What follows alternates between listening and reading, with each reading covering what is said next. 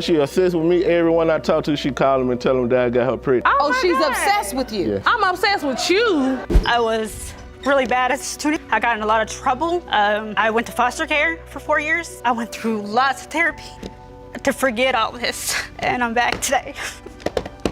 An engagement was on pause, and a 1-year-old girl named Harmony was the reason. Ms. Pitts had brought Mr. Slater to court, claiming he was the biological father of her daughter, and Mr. Slater's fiancée, Miss Valdez-Lark, was sitting in the same room watching the case that had put her future on hold get examined in front of a judge. Ms. Valdez-Lark, you claim your engagement to your fiancé, Mr. Slater, is on hold. Ms. Pitts had also come with a secondary agenda. She wanted Miss Valdez-Lark to know that Mr. Slater had allegedly been pursuing her even after the engagement. Mr. Slater denied everything with the kind of flat certainty that either reflects the truth or someone who has rehearsed a lie long enough to believe it. Yes, until you determine today if he cheated on you and fathered his ex's 1-year-old daughter, Harmony.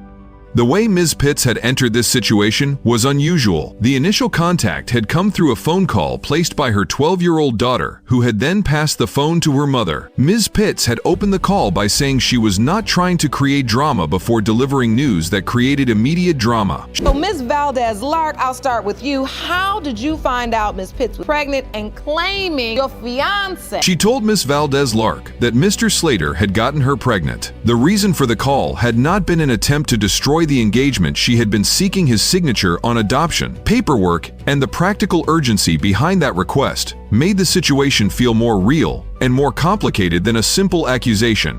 Was the father. Back in September 2012, I received a phone call from their 12-year-old daughter. Ms. Pitts described a rekindled relationship with Mr. Slater that had occurred in May 2012. Ms. Valdez-Lark heard that and immediately raised the question that everyone in the room was already processing. Why would anyone return to a man who had already demonstrated he would not support the children they had together? That's her last hope to get in contact with Mr. Slater. So, like I told her, I will call you back. Let me get in touch with him. The conversation that followed spiraled into a dispute about how many children existed between all the parties involved, but the underlying issue remained fixed. A shared history between two people had produced a new baby, and an engagement was now hanging over the question of whether the history was as finished as Mr. Slater had claimed. So I called him to get him home so we can continue the conversation, because I wasn't going to continue the conversation without him being in there. Ms. Pitts had faced a genuinely difficult situation when Harmony was born. Her husband was incarcerated at the time, and she had made arrangements for adoption. She had gone so far as to have the adoptive parents present at the hospital and had been moments from signing the paperwork. Ms.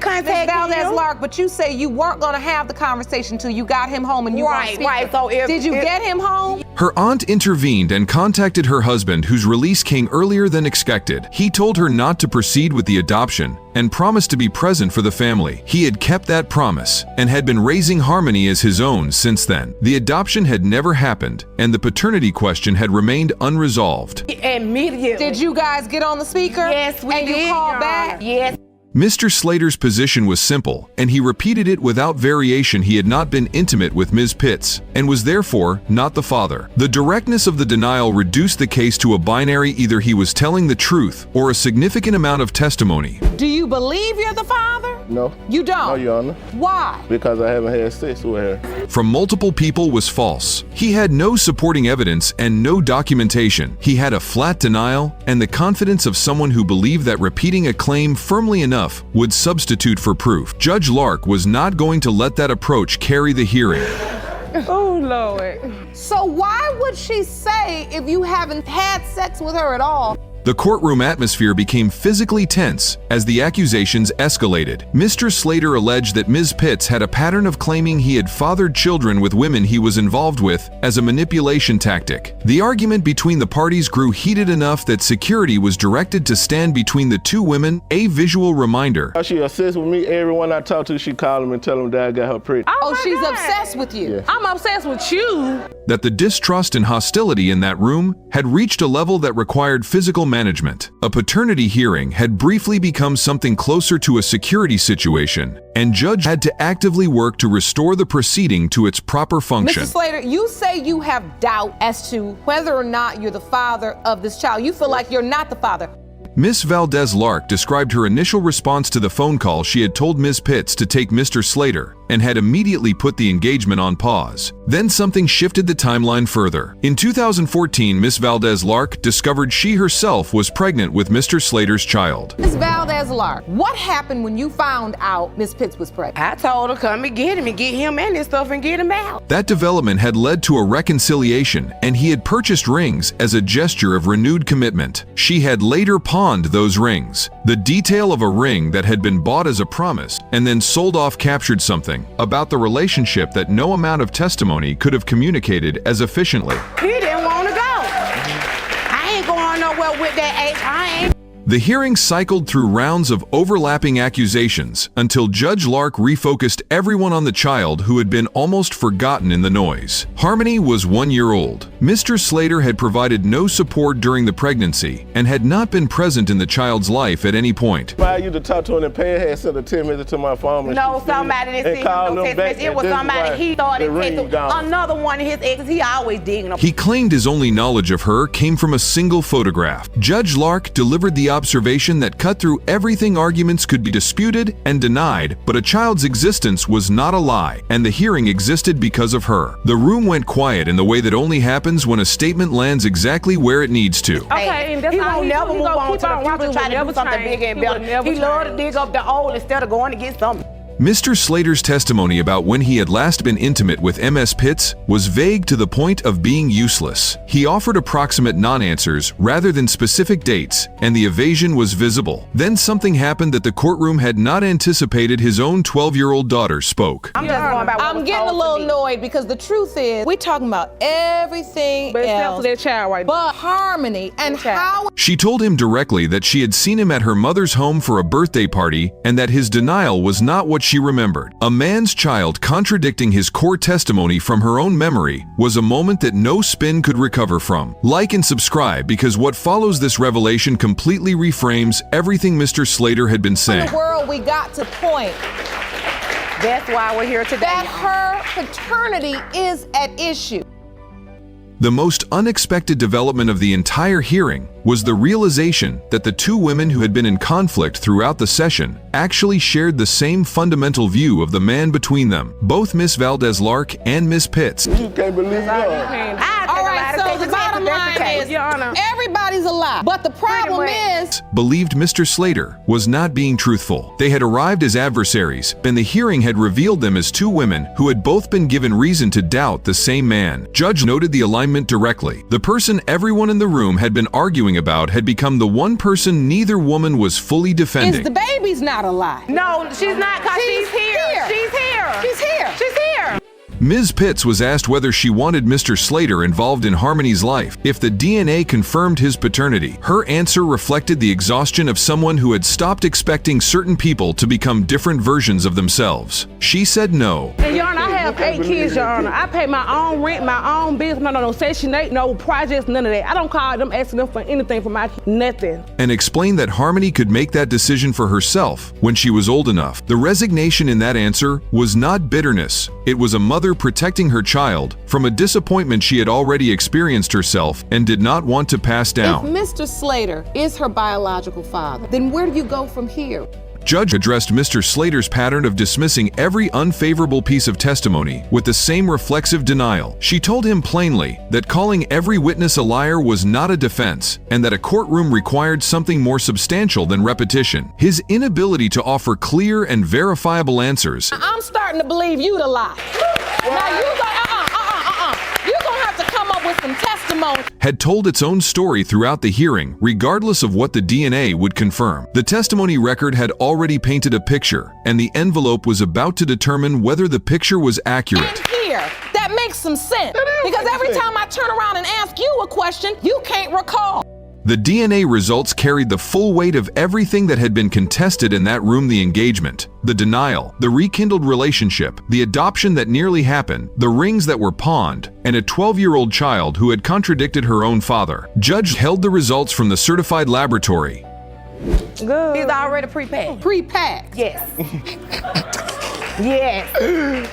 And the courtroom understood that 2 lives were about to be definitively altered. Miss Valdez-Lark sat with the future of her engagement in her hands. Ms. Pitts sat with Harmony's identity in hers. Mr. Slater sat with the confidence of someone who was about to discover exactly how much his denials had been worth.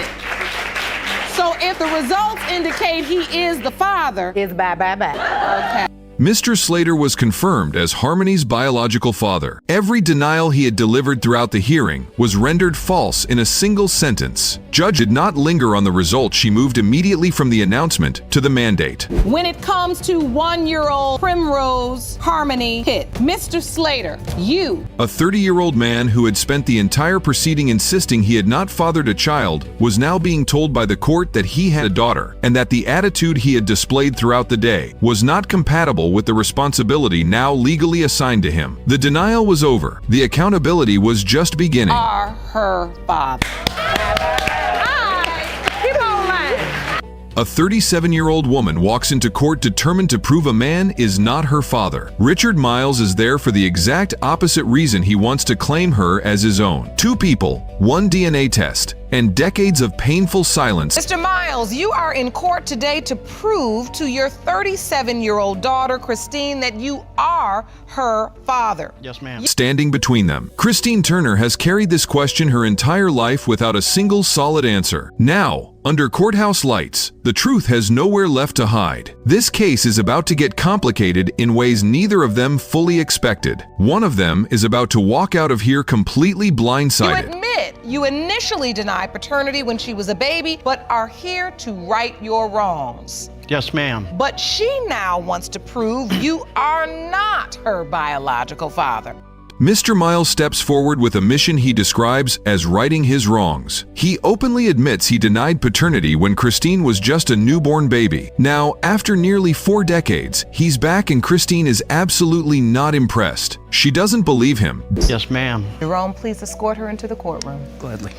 Thank you for being here today, Miss Turner. Thank you. Miss Turner, you don't believe Doesn't trust him, and she has no intention of pretending otherwise. His sudden appearance after all this time feels less like a reunion and more like an intrusion. The woman standing across from him has built an entire life without him in it, and she isn't sure she wants that to change. Mr. Miles is your biological father? I do not. Explain. I don't believe you're my father. My mom says you are not my father. Christine wastes no time firing back the moment she gets her chance to speak. She looks him directly in the eye and states she does not believe he is her father. Then comes the question that stops the entire courtroom cold. Back when all of this started, I was young and I was stupid. I mean, I was 17 years old when I met your mom. I had no idea even what I was doing in life. Where have you been for 37 years? His absence wasn't just painful, it was foundational to every struggle she ever faced. Every missing birthday, every empty chair, every unanswered question quietly shaped who she became. She isn't just angry, she is exhausted from carrying this weight alone for so long. And she came here today to finally put it down. And I'm hanging with my friends, and that's when I met your mom. We got together and we were together like a couple of months. I loved your mom at the time. Mr. Miles reaches all the way back to his teenage years trying to explain the unexplainable. He was 17 years old. He says young, reckless, and completely in the dark about everything. He claims a court summons arrived one day for a child he genuinely never knew existed. His entire defense rests on being an uninformed boy who made a catastrophic choice at the worst possible moment. I was really bad as a student. I got in a lot of trouble. I went to foster care for 4 years. I went through lots of therapy to forget all this, and I'm back today. But Christine has been collecting excuses her whole life, and this one isn't landing any differently. The courtroom listens carefully, but the pain on Christine's face says she has already heard enough. Explanations don't erase decades, and she knows that better than anyone. You're strong, I'm strong. and you're not alone because we're here with you. Thank you. And so this was very difficult for you. Christine's childhood was anything but stable, and she lays every detail out without flinching once. She struggled badly in school, found trouble more often than she avoided it, and eventually landed in foster care for 4 years. Therapy became a necessary tool just to process the mountain of damage left behind by the instability. Like $28,000 in back child support. And that just shocked me. Like I said, I just didn't have a clue that was even there. His absence wasn't a footnote in her story. It was a defining and recurring chapter she simply could not escape. The woman standing in that courtroom today survived everything life threw at her without a father's hand to steady her. She built her own strength from scratch, out of necessity rather than choice. And that strength is exactly what brought her here to demand the truth. And you didn't try to find out then? I did.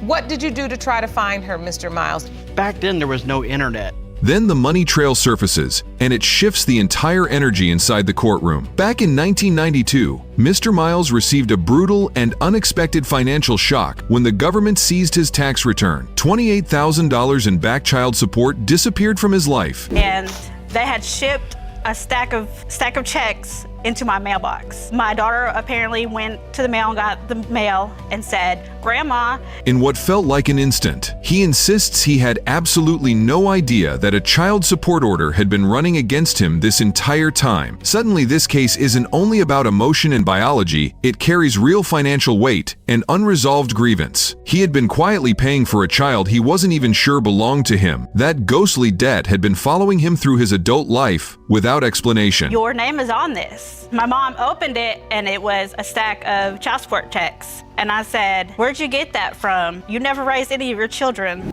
Christine then drops a bombshell that exposes a much deeper layer of betrayal hiding within her own family. She discovered a stack of child support checks sitting in her mailbox one day, each one made out to her mother. That money was designated for Christine's care, and it never once reached her in any meaningful way. Experience, Miss Turner, was I arrive in this place, this man takes me, I spend time with him and his wife, he says he's my father, they drop me back off at home, and I never hear from him again. She stopped speaking to her mother entirely for a full year after uncovering that painful truth. The dysfunction in this story didn't begin and end with an absent father. It ran right through the household she grew up inside. Financial support meant to give her stability was quietly redirected away from her. The people closest to her had been failing her from multiple directions at once. That's right. I didn't hear anything. So why did you just disappear? I didn't. You can't try harder? If I that did. was my daughter, I would have tried. The one moment Mr. Miles had a real and genuine chance to make things right, he let it slip away. When Christine was just 16 years old, he actually brought her in and offered her a place to live with him. Then one day, without warning or explanation, he dropped her off somewhere and simply never returned. She went through this, that's why it was so important, because she went and didn't have a father either. For Christine, that wasn't just another disappointment, it was a deliberate, personal, and deeply cutting second rejection. That single moment became the wound underneath every other wound she had ever carried. It confirmed the belief she had been fighting her whole life that she simply wasn't worth the effort to stay for. No DNA result could ever fully undo the damage of that afternoon. I had a father, I just didn't know my biological father until I was 18. The judge steps back from the details and reframes the entire conflict with one precise and devastating observation. Both of them, she points out plainly, feel rejected by the other in deeply personal ways. Mr. Miles claims that he and his wife made real attempts to reach out over the years. Exactly the same thing I asked my mother. Why would she go after him for child support? He said he wanted to play dad. That was her She answer. wouldn't even talk to him. But Christine's grandparents reportedly never passed those calls along to her. Two people circling the exact same wound, never quite finding a way through to each other. Then, without warning, a written statement from Christine's mother is introduced into the record, and what it contains threatens to unravel everything both of them thought they knew. Yeah, I wasn't even with her. That's what He she was said. never with her. Yeah. He is still yet to contact or speak to her mother since that day in court. Her mother's written confession reveals she was involved with another man right around the time Christine was conceived. She goes further and provides a specific date that she claims rules Mr. Miles out as the biological father entirely. This directly contradicts the testimony she originally gave to the court years earlier. The ground shifts beneath both of them as this new information sinks in. If you do find out today that Mr. Miles is your biological father, are you willing to allow him to be in your life? It's hard. It's Like and subscribe so you never miss a moment when the truth finally comes out like this. Everything Mr. Miles believed about his past and everything Christine feared about her identity now balances on a single result. The envelope is already in the judge's hard hands. after 37 years and missing so much childhood with somebody that you could possibly move forward. How could you go and have wonderful conversations just in the past month? The judge reads the result aloud and the entire courtroom goes completely still. Mr. Miles, you are not the father. 37 years of uncertainty collapse into a single, quiet, scientific sentence. He turns to Christine and offers a soft and sorrowful hope that she finds her real father one day. Has been determined by this court. Mr. Miles, you... She looks back at him, steady and unmoved, and says she is simply not interested in looking. That response lands harder than anything else spoken throughout the entire case. The biological question finally has an answer, but the emotional damage accumulated over a lifetime has no such clean resolution. Two strangers walked into that courtroom, and two strangers walked back out. Are not the father. I'm very sorry. Some cases walk into court, and some cases stumble in carrying an entire family's worth of chaos. This is one of those cases. Ms. Holthouse needs a paternity test for her 3-month-old son, Zadden. Thank you, Jerome. Good day, everyone. Good day, Your Honor. Ms. Holthouse, you are here to prove paternity of your 3-month-old son, Zayden. There are two possible fathers, one who wants absolutely nothing to do with the child. The other is Mr. Channa, her own mother's live-in boyfriend. Let that land for a second before we go any further. Yes, Your Honor. Shockingly, you confess it's either a man you shared a sexual relationship with, your mother's boyfriend.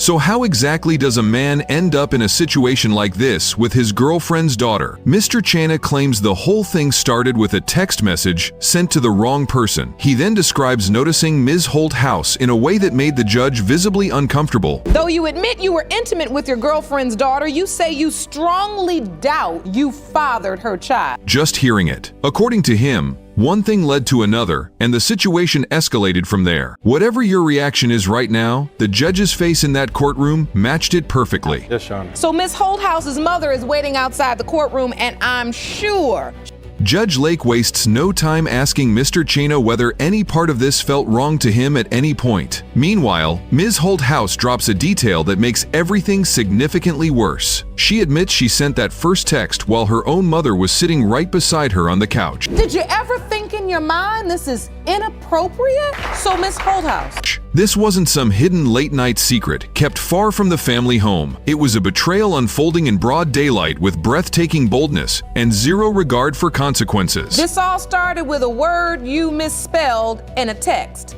Yes, Your Honor. He told us the word you abbreviated. Ms. Holthouse walks the court through exactly how the first meeting happened after that initial contact. There was a phone call, a conversation that turned inappropriate quickly, and then a decision to sneak out of her grandmother's house. I had not really thought about it until I got a phone call from him. And he was talking about having sex and going somewhere. The two of them met up at a park, and when the judge asked what happened there, she confirmed they were intimate. This was not a one-time slip or accidental moment of poor judgment. It was the deliberate beginning of a 6-month secret relationship conducted entirely behind her mother's back. I snuck out of my grandma's house that night and we went to a park. And what happened at the park? We had sexual relations. Judge Lake then asks the question the entire room was dreading but needed answered. Was Mr. Channa still sleeping with the mother during this same period of time? His answer comes quickly and without much hesitation, yes.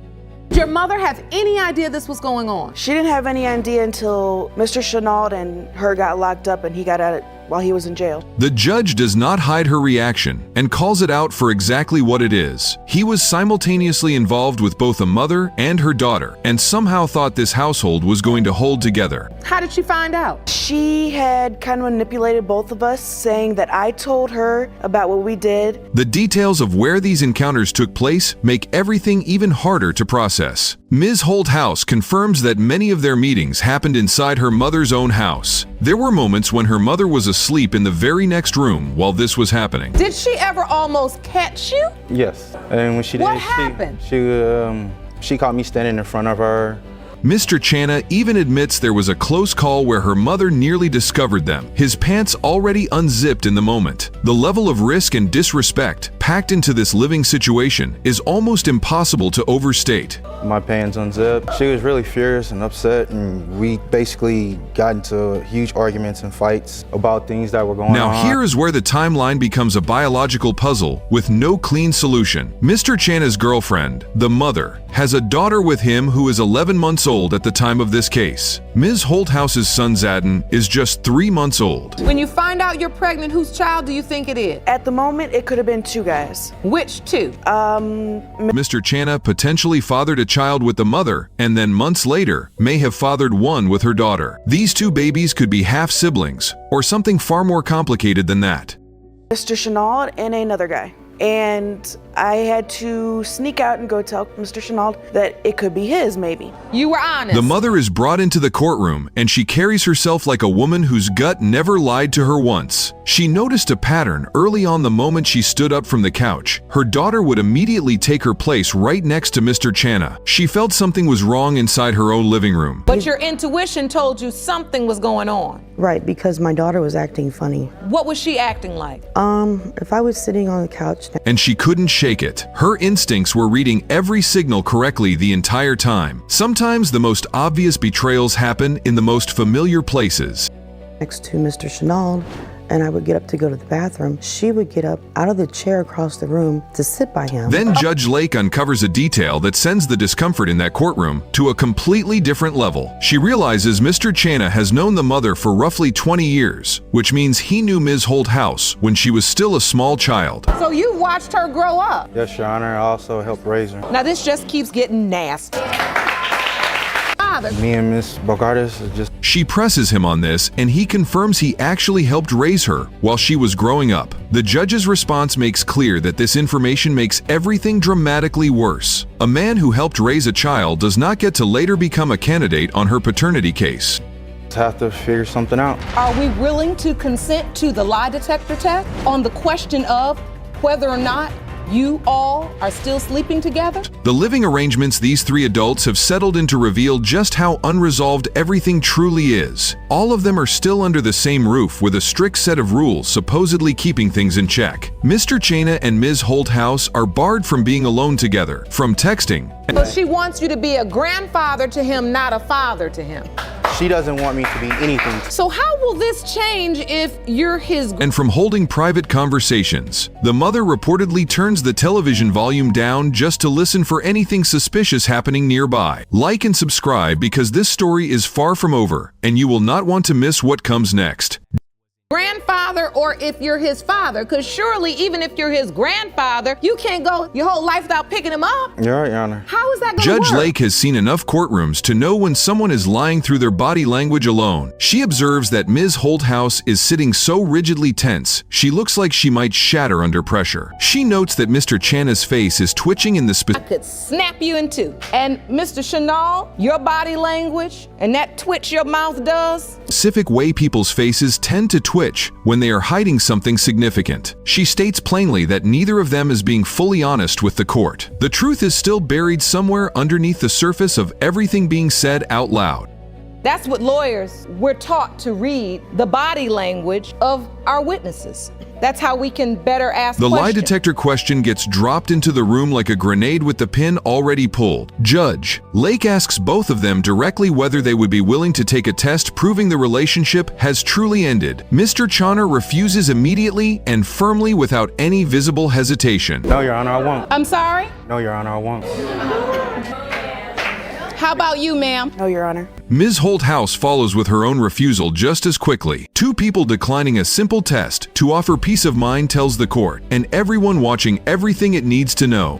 Anybody have anything to say? No, Your Honor, I really don't have anything to say, Your Honor. Anybody? No, Your Honor. All right, well, that's your business. Moving The on. results arrive and the courtroom holds its breath for what feels like a very long moment. For 3-month-old Zadden, Mr. Chana is not the biological father. His reaction is quiet but completely unmistakable, a soft expression of relief and a thank you directed at no one in particular. Chanel, it has been determined by this court. You are not. He may have cleared the biological hurdle, but he is still living inside the wreckage of every choice that brought him to this courtroom. The DNA result answered one question and left about a dozen more completely unanswered.